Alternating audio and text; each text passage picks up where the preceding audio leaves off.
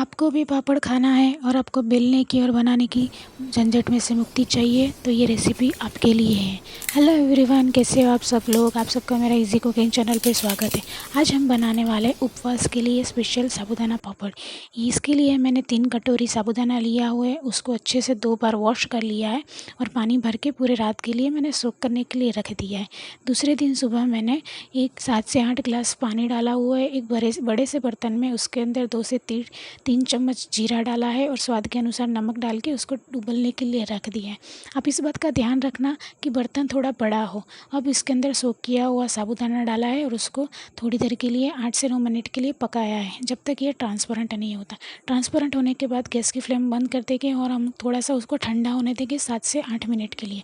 ये ठंडा हो जाने के बाद आप अगर चाहे तो उसमें फूड कलर भी डाल सकते हैं। अब ये ठंडा हो जाने के बाद मैंने प्लास्टिक डाला हुआ है। अब इसके ऊपर इस स्पून की मदद से अच्छे से हम फैला लेंगे।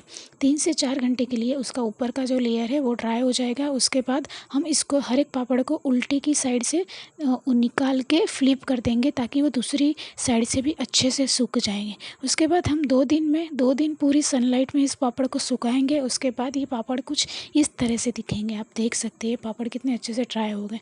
ये पापड़ बहुत छोटे दिख रहे हैं पर फ्राई होने के बाद आप देख सकते हैं पापड़ बहुत ही बड़े होते हैं और इसमें फ्राई दोनों साइड से हम अच्छे से फ्राई करेंगे। अब आप देखिए फ्राई होने के बाद इसका कितने अच्छे से आवाज़ भी आता है। अगर आपको मेरी रेसिपीज़ अच्छी लगती हो तो चैनल को लाइक करें, शेयर करें और सब्सक्राइब करें। Bye bye.